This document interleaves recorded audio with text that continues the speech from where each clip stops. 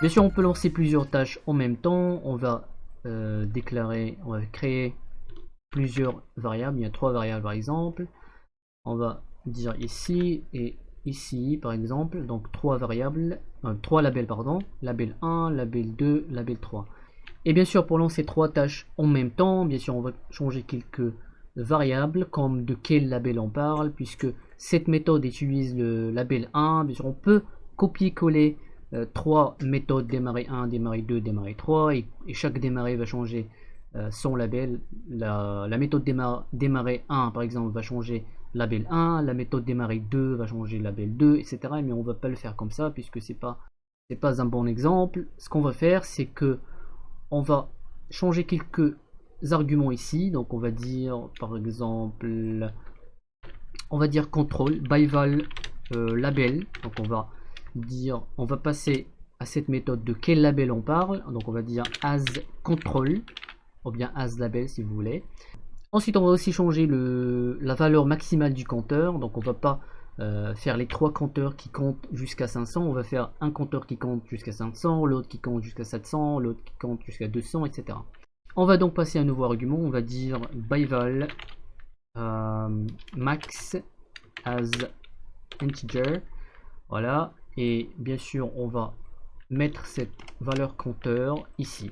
Chaque méthode va avoir sa propre variable compteur. Voilà. Ensuite, il suffit de changer label 1 à label. Voilà, on va dire label. Donc le nom label. Et aussi ici label. Et bien sûr, au lieu de 500, on va le remplacer avec max. Voilà. Et ensuite, on peut aussi changer le temps d'attente. On peut, au lieu de ces comptes, on peut passer un autre argument comme attente. Et on peut le choisir plus tard. Et pour bien sûr démarrer trois méthodes en même temps, bien 3 tâches en parallèle, on va copier-coller ce task.1 et bien sûr on va choisir les paramètres qu'on va passer à ces 3 méthodes démarrer. Voilà. Donc, et bien sûr pour chaque méthode démarrer, on va choisir différents paramètres. Donc après cancellation token, donc on l'a passé ici. Après, on choisit de quel label on part. On va faire virgule pour la méthode 1, on va dire label 1, tout simplement. Pour la méthode 2, on va dire label 2. Pour la méthode 3, on va dire label 3. Voilà. Donc cette démarrer va changer le texte de label 1 ici, label 2, label 3, etc. Pour la valeur maximale ici, donc on va dire la première démarrer, ou bien la première méthode démarrer va compter jusqu'à 500. La deuxième va compter jusqu'à 200 par exemple, et la troisième va compter jusqu'à on va dire 700. Voilà. Donc, on va lancer l'application et vous allez voir comment ça marche. Donc, on va lancer l'application. On va cliquer sur démarrer. Regardez qu'on a trois labels qui comptent. Et bien sûr, la deuxième démarrer, bien la deuxième méthode démarrer va s'arrêter à 200. Hop, voilà, ça s'est arrêté à 200. La première démarrer va s'arrêter à 500. Donc, on va attendre jusqu'à 500. Donc, bien sûr, la troisième démarrer, la troisième méthode démarrer va s'arrêter à 700. Voilà, c'est arrêté à 500, pardon. Et si on veut arrêter par exemple un par un, on peut ajouter 3 boutons, par exemple arrêter 1, arrêter. Ou bien sûr, on peut le faire ici. Voilà, donc arrêter, bien sûr, arrêter les tâches individuellement. Voilà, donc, donc ça c'est pour arrêter la méthode 1. Donc, on va dire arrêter 1. Voilà. Ici arrêter 1 et ici arrêter 1. Voilà. Donc la première méthode va être arrêtée par arrêter 1. On va créer un nouveau cancellation token source. Un troisième cancellation token source. Donc ça c'est arrêter 2. Ça c'est arrêter 3. Et on va aussi déclarer 3 ou bien initialiser les 3 arrêter 1, arrêter 2 et arrêter 3. Et bien sûr on va passer les tokens, donc arrêter 2 et arrêter 3. Et bien sûr on va double-cliquer sur arrêter 2 et arrêter 3. Et bien sûr ici on fait arrêter 1.cancel. Dans le bouton, dans le deuxième bouton ici on va faire arrêter 2.cancel. Et finalement arrêter 3.cancel. Voilà. Donc on va lancer l'application. On va démarrer. On va arrêter la première méthode. On va arrêter la troisième méthode. Et on va laisser la deuxième méthode qui compte. Et bien sûr, éventuellement, voilà, on l'arrête. Donc ça, c'est pour arrêter un par un. Voilà. Donc on a vu comment lancer une méthode. Donc ça c'est pour lancer une méthode avec task.run. On a aussi le mot-clé task.factory.startNew. La différence entre ces deux, c'est tout simplement que task.factory.startNew nous permet de choisir plus d'options au niveau du lancement de la méthode. Par exemple, je peux faire la même chose ici. Par exemple, je peux faire task.factory.startNew.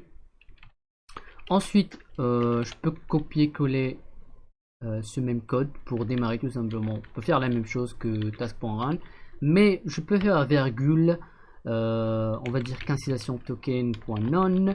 Ici on peut choisir les options de création de la méthode. Donc task création option point. Ici on peut faire none pour une méthode qui est simple, ou bien long running. Long running, ça veut dire une méthode qui demande beaucoup de temps. Voilà, qui va se lancer pendant une longue période.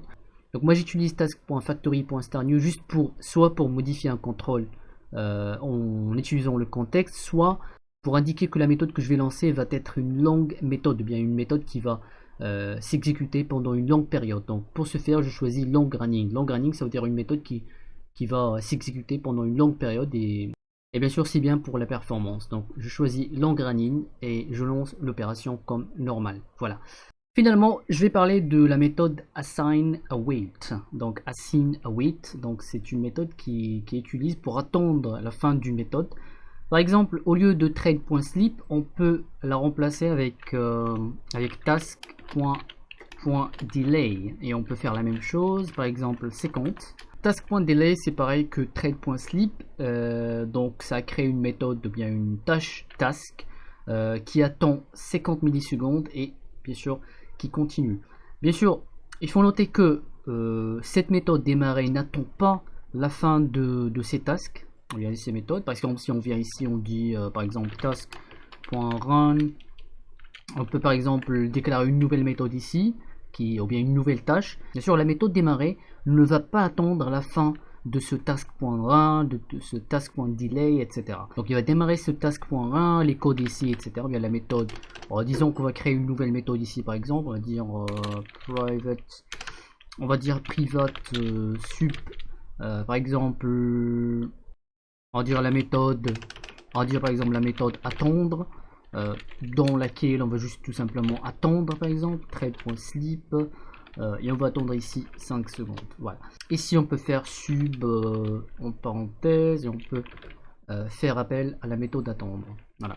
Donc on a lancé une tâche dans laquelle on attend 5 secondes. Donc normalement, la méthode démarrer va venir ici, va lancer ce task.run, donc il va lancer cette méthode et dans cette méthode on doit attendre 5 secondes, mais la méthode démarrer ne va pas attendre la fin de cette méthode attendre, il va juste la lancer, il va continuer avec le code. Voilà, donc il ne va pas attendre la fin de cette méthode. Donc un simple exemple c'est avec le task.delay, donc on va supprimer ça. Donc task.delay c'est une tâche qui attend 50 millisecondes. Si on lance l'application par exemple, on va attendre le lancement, on va cliquer sur démarrer, voilà, donc instantanément on a 500, 200, 700, ça n'a pas attendu ce task.delay 50 millisecondes, donc ça a ignoré, donc ça a lancé task.delay 50 millisecondes pour attendre un milliseconde, mais la méthode démarrer n'a pas attendu la fin de cette task, ou bien la fin de cette tâche. Pour attendre, bien pour forcer démarrer à attendre la fin de certaines tâches, par exemple si on, comme j'ai dit, si on lance ou bien si on crée plusieurs tâches, par exemple ça c'est une tâche, donc on peut dire à démarrer attendre la fin de cette tâche avant de continuer. Pour ce faire, il suffit d'utiliser les mots-clés assign et await. Donc avant de sup, on va écrire le mot-clé assign, bien A-S-Y-N-C, donc assign, et on va venir ici, on va dire, donc pour forcer l'application à attendre pour ce task.delay, on va dire tout simplement await. Voilà. Donc A-W-A-I-T, donc pour dire à l'application d'attendre la fin de ce task.delay. On peut le faire ici aussi pour dire à l'application attendre avant de continuer. Donc on dit à démarrer, donc on est ici, on veut exécuter on veut changer le texte de label, donc attends la fin de cette opération. Une fois fini, donc tu peux continuer, par exemple. Ici aussi, donc une fois cette opération est finie, donc tu peux continuer avec le reste du code. Ici, cette tâche attend 50 millisecondes, donc attends qu'il finisse. Une fois cette tâche a fini d'attendre 50 millisecondes, tu peux continuer. Donc si on lance l'application maintenant, et sur démarrer, donc voilà, les choses sont normales. Arrêtez. Voilà, donc ça c'est pour assign await.